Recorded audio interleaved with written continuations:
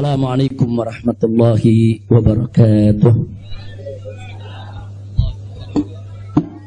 Bismillah walhamdulillah wassalatu wassalamu ala rasulillah wa ala alihi wa sahbihi wa mawalah.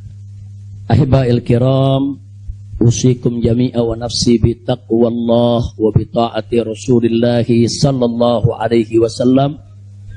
Fa nas'alullah subhanahu wa ta'ala ayyahdiyana ila siratihil mustaqim wa yaj'alana minal muttaqin wa yudkhilana jannatahu jannatan na'im, amin ya rabbal alamin. Segala puji kita panjatkan bagi Allah Jalla Jalaluh.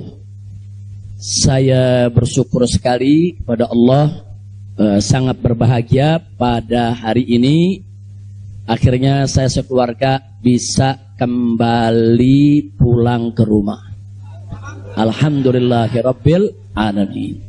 Dan saya juga mengucapkan terima kasih secara khusus kepada pengurus Dewan Pimpinan Luar Negeri Front Pembela Islam Saudi Arabia. Beberapa pengurusnya ikut dengan saya pada hari ini. Mereka ikut mengawal dari Mekah, Jeddah sampai ke tempat ini. Di antara yang ikut ada Ustadz Abdul Hakim selaku sekretaris dari FPI Saudi. Kemudian ada juga Ustadz Son Haji, Ustadz Jazuli, Ustadz Ehsan. Kemudian juga ada Habib Abdullah Maulad Dawilah. Ditambah lagi Habib Abu Bakar Mukebel. Jumlah semua kami berangkat dari sana ada 18 orang. Alhamdulillah semua dimudahkan. Kita doakan mereka-mereka yang telah dengan setia menemani kita, membantu kita sehingga semua urusan menjadi lancar. Jazahumullahu khairal jaza. Nah, baiklah ya ikhwan. Yang pertama ingin saya sampaikan di sini, saya sekeluarga selama tinggal di kota suci Makkah tidak ada kesulitan apapun. Jadi kita tidak ada kesulitan, kita tidak ada kesusahan. Walaupun ada pihak lain yang mencoba untuk membuat saya sulit, membuat saya susah, tapi alhamdulillah tidak pernah berhasil. Wa yamkuruna wa yamkurullah wallahu khairul makirin. Jadi kalau saya malu sekali kalau saya harus katakan, oh di Mekah ini susah, kita diasingkan, kita dijauhkan. Enggak. Di Mekah nikmat, baladan aminan mubarakat. Kita mendapatkan kenikmatan di Mekah luar biasa. Di sini saya banyak kawan, sampai di Mekah saya dapat kawan juga tidak kalah banyaknya. Di sini kita punya jamaah, sampai di Mekah juga kita punya jamaah.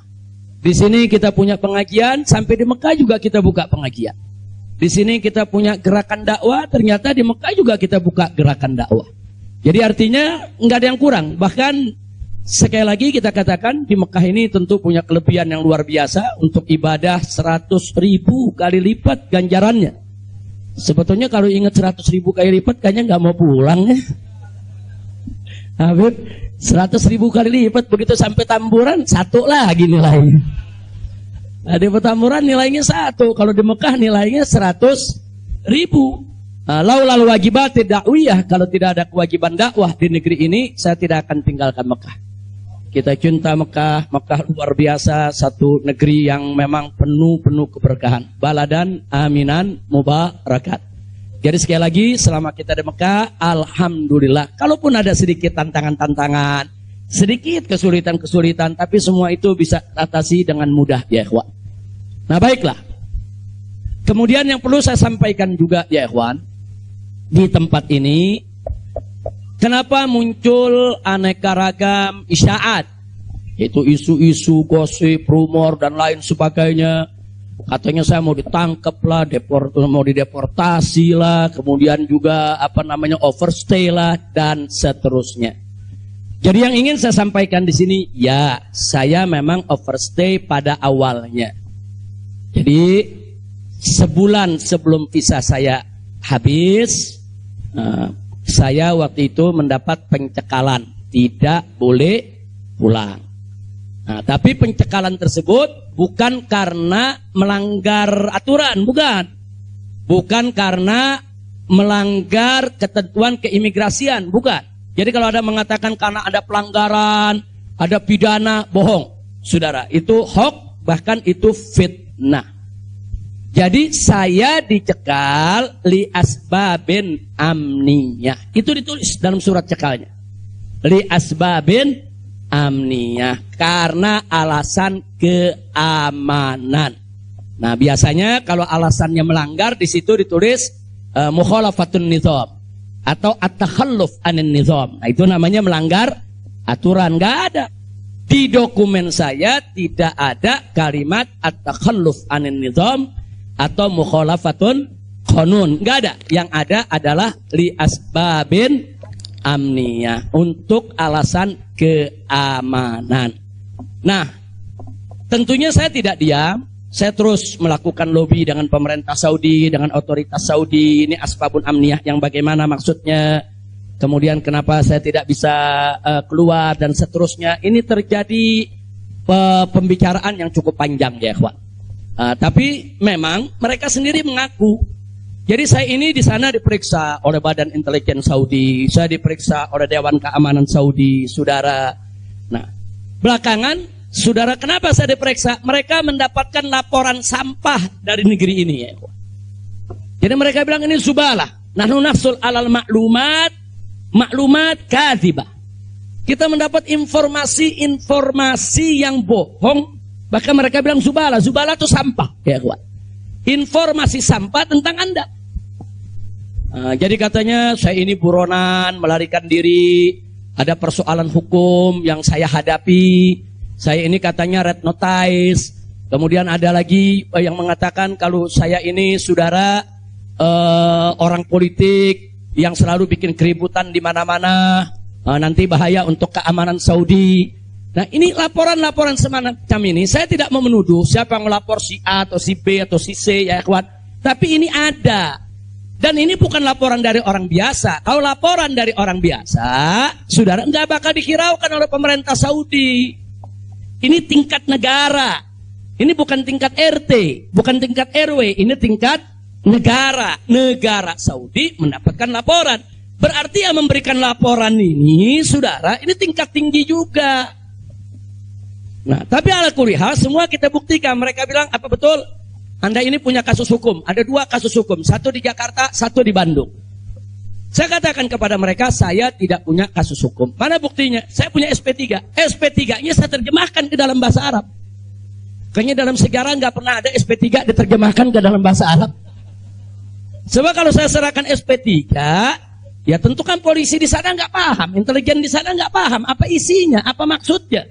Kita terjemahkan dalam bahasa Arab. Kita buat dokumen resmi, terjemah resmi. Jadi saya katakan tuduhan apa yang Anda dapat dari pemerintah Indonesia? Oh, Anda ini melarikan diri dari Jakarta karena ada kasus hukum. Saya tunjukkan, ini SP3. Silakan Anda baca. Begitu mereka baca, mereka kaget. Oh, ini kan hukum sudah selesai. Kenapa kok masih dilaporkan Anda tetap bersalah? Jadi pemerintah Saudi sendiri yang menilai ya. Nah, kemudian yang kedua, waktu kasus Bandung, saya bilang juga udah nggak ada perkara. Punya SP3, saya terjemahin lagi SP3-nya. Saudara. Nah, terakhir mereka bilang, katanya Anda ini dikejar-kejar badan intelijen dari negara Anda. Saya bilang, enggak, saya enggak punya persoalan dengan badan intelijen. Oh, tapi ini ada laporannya. Anda bisa buktikan kalau Anda tidak punya permasalahan dengan badan intelijen Indonesia. Punya. Loh, apa buktinya? Saya punya dokumen. Perjanjian antara saya dengan badan intelijen negara Indonesia. Saya terjemahkan lagi dalam bahasa Arab. Resmi di situ, saudara. Dan dokumen ini kan belum saya buka ke masyarakat ya, ikhwan. Saya pikir nggak ada perlunya saya buka ya, ikhwan, kecuali kalau darurat saya tunjukkan. Mereka kaget loh. Anda punya perjanjian begini bagus dengan negara, Anda tidak punya masalah. Kok dilaporkan macam-macam? Nah, ini yang jadi persoalan ya, ikhwan. Ala kulihal, singkat cerita, kalau saya cerita terlalu panjang, saudara, akhirnya pemerintah Saudi ini, otoritas yang berwenang di bidang ini, mereka justru akhirnya minta maaf. Mereka bilang nahnu natawarrat, nahnu ghaltan. Kami salah, kami sudah melewati batas wewenang yang kami punya. Kami minta maaf karena memang ini kesalahan dari informasi yang kami terima. Nah, jadi supaya Anda tahu, akhirnya mereka tidak mengganggu kita sama sekali. Nah, bahkan terakhir bukan lagi persoalan bayang safar, jangan kita deportasi. Saya ditawarkan, Habib, Anda mau pulang besok ke Indonesia atau Anda mau tinggal di sini selamanya? Silakan. Maka itu pada malam Ahad, Sabtu malam Ahad, sebelum saya pulang, saya ke Riyadh, saya diundang resmi ke Riyadh. Saya diundang resmi ke Riyadh, saya ketemu petinggi di sana, ya kawan. Mereka tawarkan, mau tinggal di sini, kita berikan iqamah, kita berikan izin tinggal, masuk umur hidup pun boleh. Silakan Anda memutuskan. Enggak, saya enggak punya persoalan sama pemerintah Saudi, ya kawan. Jadi bohong kalau ada yang bilang saya punya persoalan. Jadi makanya kalau pejabat tuh jangan sembarang bicara. Kalau mau bicara tuh mesti punya data dong. Masa pejabat bicara nggak pakai data? Kalau nggak pakai data, pedagang kopi di warung-warung, ya kan dagang kopi di warung nggak pakai data. Ada kopinya seduh, pakai gula, selesai kasih. Kira-kira jelas gak? Ini kalau pejabat tingkat negara harus punya data, ya kawan, nggak sembarangan. Tapi baiklah, kita bagian akhir. Jadi begitu mereka sudah tahu itu semua, semula saya mau dibikinkan bayan safar. Bayan safar itu exit permit, saudara. Nah, bayan safar itu ada dua. Ada izin keluar Saudi, saudara, karena orang melakukan pelanggaran. TKI yang melarikan diri dari majikan, atau umpamanya ada tenaga kerja yang melakukan pelanggaran pidana, mencuri, berkelahi, atau membunuh saudara. Nah, mereka ini kalau diusir dari Saudi itu namanya deportasi dengan bayan safar. Tapi ada juga jenis bayan safar lain. Nah, seperti apa? Seperti orang yang mendapat suaka politik, itu kan perlindungan.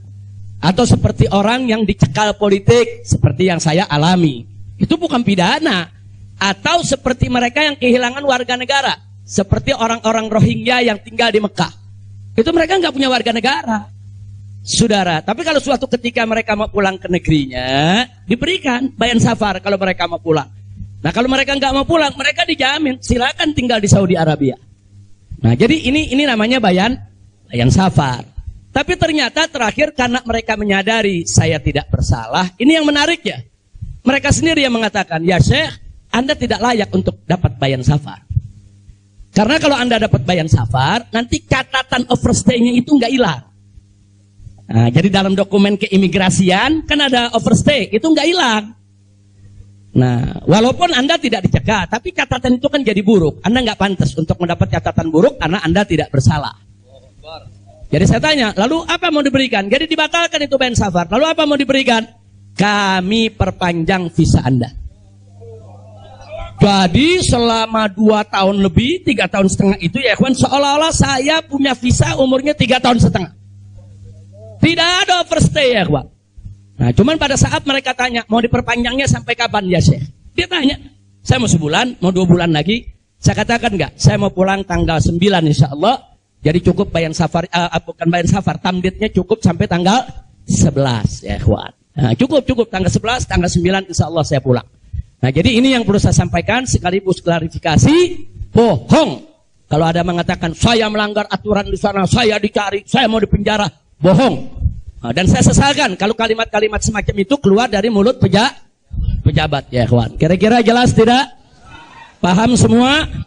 Baik. Nah, ternyata upaya mereka menggagalkan saya pulang, saudara, nggak berhenti sampai di situ. Nah, ada yang menarik, saudara. Saya sudah beli tiket, sudah pesan penerbangan tanggal 9. Tiba-tiba dari Indonesia ini ada yang membuat email atas nama saya. Namanya Habib Muhammad Rizik Syihab. Saudara, pakai foto saya. Email ini dikirim ke travel tempat saya memesan tiket. Nah, apa isi pesannya? Bahwa kami tidak jadi berangkat. Mohon dibatalkan, kami punya jadwal. Jadi ada upaya begitu. Ini bukan. Jadi ada yang bilang, ini kan cuma pura-pura jadi korban. Ini pura-pura playing victim. Enggak, memang benar mau dibatalkan ya, kawan. Tapi ala kulihat travelnya telepon langsung ke kita. Apa betul Anda ingin membatalkan? Kita bilang enggak. Ini ada email dari nama Anda. Saya katakan itu email palsu. Nah, ala kulihal tidak dibatalkan. Tapi nggak puas sampai di situ, ya kawan. Malam Ahad kemarin, malam Ahad yang lalu, pada saat saya ke Riyadh, ada gerakan lagi. Mereka membuat email atas nama travel. Travel tempat saya beli tiket. Nah, travel ini kan ngambil tiketnya ke bagian marketing. Saudi ya, Pak. Ternyata kursi Saudi itu sudah diborong oleh marketing di Turki, di Istanbul. Jadi dibuatlah email atas nama travel, dikirim ke Istanbul. Minta supaya jadwal saya, istri dan 2 putri saya dibatalkan. Dan dibatalkan. Nah, jadi malam-malam Ahad itu sudah batal. Saya punya jadwal ya, Pak. Tapi saya katakan kepada teman-teman pengurus FPI di Mekah, jangan diumumkan. Diam, kalau diumumkan ini nanti... Kalau ini diumumkan ya ikhwan, padahal kita kan masih punya peluang untuk melawan itu. Kita masih punya peluang untuk memperbaharui. Kita masih punya peluang untuk beli tiket lain. Maka itu kita diam, tidak kita umumkan. Kalau yang pertama kita umumkan. Pembatalan yang pertama itu kita umumkan. Yang kedua tidak kita umumkan. Nah, tujuan saya kedua untuk tidak diumumkan apa? Supaya musuh-musuh, penjahat-penjahat, bajingan-bajingan yang membuat itu sudah merasa menang ya ikhwan. Dia kan merasa menang, ketawa-ketawa, udah batal lo. Besok kalau lo ke airport, begitu masuk ke counter, nama sudah tidak ada. Biarin aja dia senang ya kawan, nggak apa-apa, biar dia senang. Jadi sengaja kita biarkan. Nah kemudian kita hubungi travel yang ada, kita minta untuk ganti kode booking. Nah, ada tambahan biaya, kita tambah biayanya. Tetap kita minta tanggal itu untuk kita dapat kursi, dan kita dapat. Kita diam ya kawan. Kita nggak umumkan kalau kita punya tiket baru. Nah ini kita tidak umumkan. Lancar semua. Tapi ternyata jebol juga informasi ke mereka kalau saya punya tiket baru ya kawan. Lalu apa yang terjadi? Pesawat berangkat jam 7. Dari jam 11 siang saya sudah kirim orang untuk check-in. Jam 2 kita sudah full semua, kita sudah dapat check-in. Barang sudah masuk. Tiba-tiba jam 4 sore di airport dapat panggilan, saya punya putri yang satu tiketnya batal. Ini permainan gila-gilaan ini ya, kawan. Nah, kita tanya, kita konfirmasi ini bagaimana bisa batal ini? Ya alasannya katanya ada ATM palsu lah, ada orang mengaku bahwa ATM-nya dipakai lah, duitnya dicuri lah, dan lain sebagainya. Tapi tujuan dia, kalau saya punya putri itu batal, saya nggak bisa berangkat. Kenapa? Karena saya kafilnya. Nah, peraturan di Saudi nggak boleh kafil keluar. Saya ini kafilnya kalau anaknya tidak keluar. Kalau anak istri keluar, saya tidak keluar masih boleh. Tapi kalau saya keluar, sementara anak istri tidak keluar nggak boleh. Itu peraturan di Saudi. Jadi sekarang dia batalkan satu supaya saya nggak ikut berangkat ya, kawan. Nah, jadi ini terjadi. Nah, jam 4 sore itu kita berkutat. Tapi alhamdulillah, saudara, otoritas Saudi bantu kita. Mereka juga terkaget-kaget. Oh, ini ada apa ini, kok pembatalan bisa begini? Mereka nggak pernah alami ini semua ya, kawan. Nah, akhirnya jam 5 sore semua bisa teratasi. Jam 6 sore kita sudah masuk ke ruang tunggu dan jam 7 kita sudah bisa berangkat. Alhamdulillah. Nah, di sini yang saya ingin sampaikan ya, kawan. Kalau Allah sudah menentukan kita pulang, mau kekuatan apapun yang mencoba untuk menghalangi tidak akan pernah mampu untuk melawan kehendak Allah. Alhamdulillah. Nah, dan Nabi sudah mengingatkan kita, saudara. Sudah mengingatkan kita dari jauh-jauh hari, hatta manusia dan jin ini bersatu untuk memberikan manfaat kepada engkau, tidak akan pernah bisa kecuali manfaat yang sudah ditetapkan oleh Allah. Begitu juga, saudara. Manusia dan jin rame-rame bersatu untuk mencelakakanmu, saudara. Tidak akan pernah kamu bisa celaka kecuali sesuatu yang sudah ditetapkan oleh Allah. Maka itu saya mengajak semua di sini belajar dari ini semua. Saudara, dekatkan diri kepada Allah, tingkatkan tawakal kita. Jangan takut dengan orang-orang yang ingin berbuat jahat kepada kita semua. Enggak usah khawatir. Wa yamkuruna wa yamkurullah wallahu khairul. Makin tancapkan dalam diri kita la haula wala quwwata illa billahil aliyil azim. Tancapkan itu ya kawan. Jangan pernah takut. Nah, buktinya akhirnya kita bisa pulang. Alhamdulillah. Hada min fadli rabbi liyabluwani ashkur am akfur ya kawan. Dan memang kemarin itu pada saat saya ke imigrasi Saudi, mereka juga bingung. Karena ini bukan urusan imigrasi, tapi ini otoritas keamanan nasional Saudi. Mereka bilang nggak pernah ada orang pakai bisa ziarah orang asing, bisa hidup 3,5 tahun di Saudi tanpa denda, tanpa blacklist. Nah, ini semua karunia dari Allah. Jadi tidak benar kalau kita di sana kesulitan, kesusahan, enggak. Kita di sana senang, kita di sana bahagia, bahkan sedih sekali kita tinggalkan Mekah kalau tidak ada kewajiban dakwah di sini. Sekali lagi saya katakan, saya tidak ingin meninggalkan Mekah. Di Mekah semua Allah ganti, lebih indah yang Allah ganti ya kawan. Saya di sana rezeki mengalir terus, makan, minum semua serba berkecukupan, dikit Allah tidak kurangi. Bahkan apa yang kita dapatkan di sana jauh lebih nikmat, lebih berkah ketimbang sebelum saya ke kota suci Makkah. Jadi sekali lagi, alhamdulillah kalau kita berjuang di jalan Allah, percayalah Allah tidak akan pernah meninggalkan kita.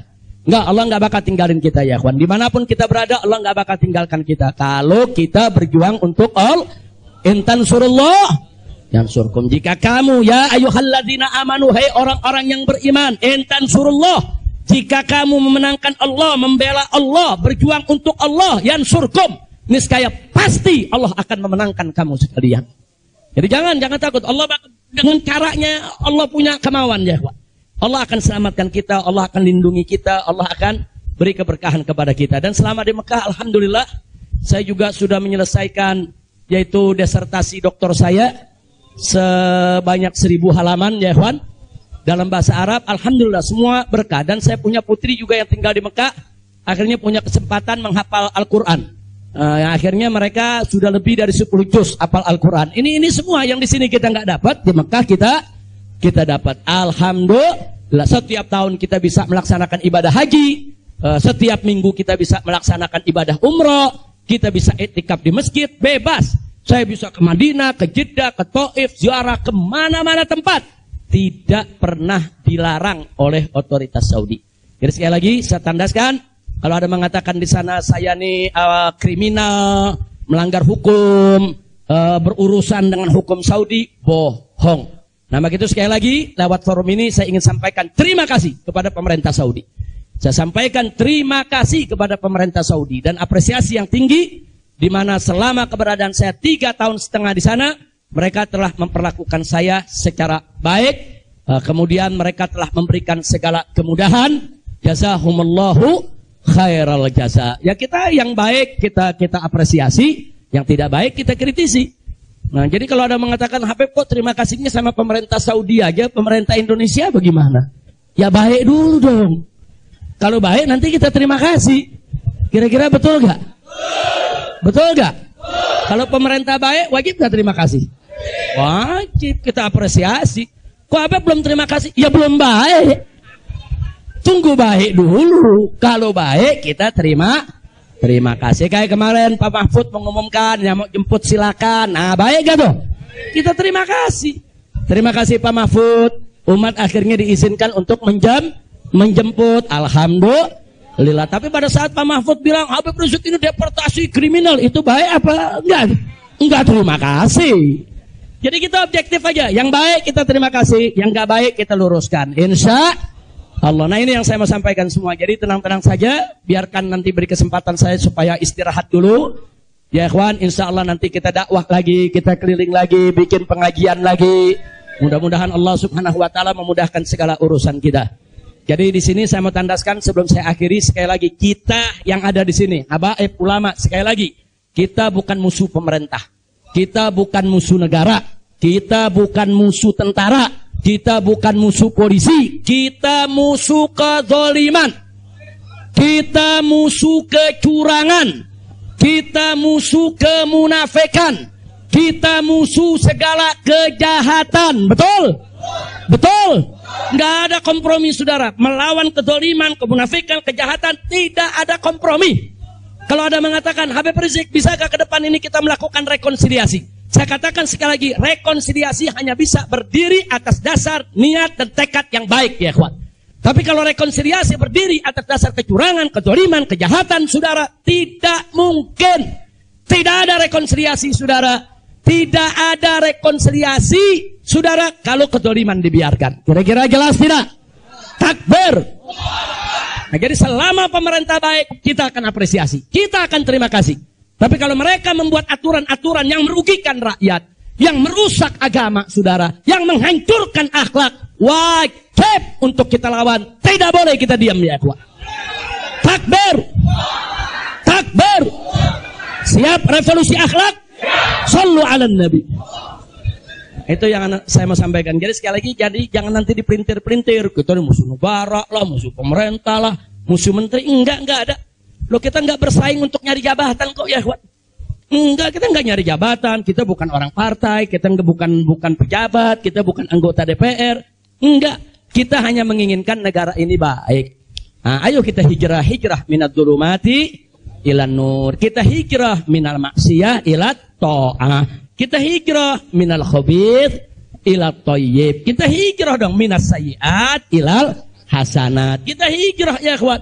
Nah, yang ada di sini pun juga wajib melakukan revolusi akhlak. Bagaimana revolusi akhlak? Kalau akhlak kita kemarin kurang baik, ayo kita perbaiki ke depan.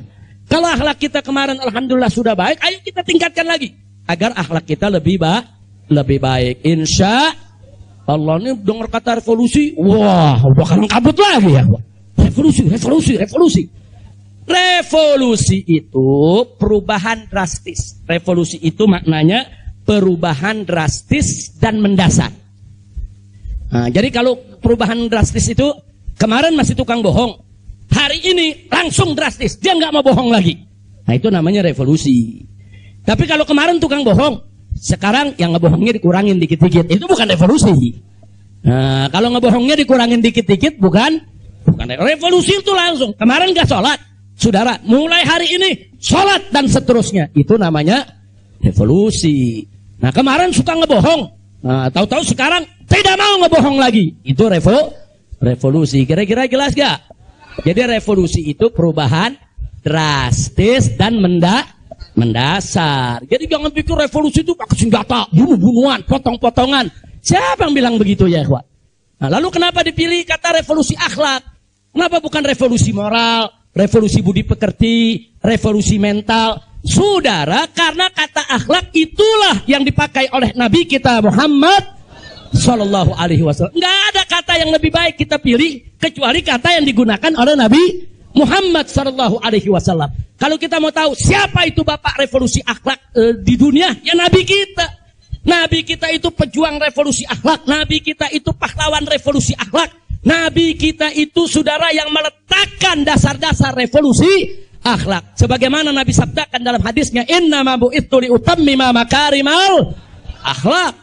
Nah, jadi karena Nabi yang menggunakan kata akhlak, ya kita lebih suka pakai istilah akhlak. Kenapa nggak pakai mental? Karena kata mental dipakai sama Karl Marx. Nah, Karl Marx yang pakai, gembongnya komunis, makanya saya nggak mau pakai, ya kawan. Kecuali kalau Nabi pakai kata mental, saya pakai mental. Kalau Nabi pakai kata budi pekerti, saya pakai budi pekerti. Nabi pakai kata apa?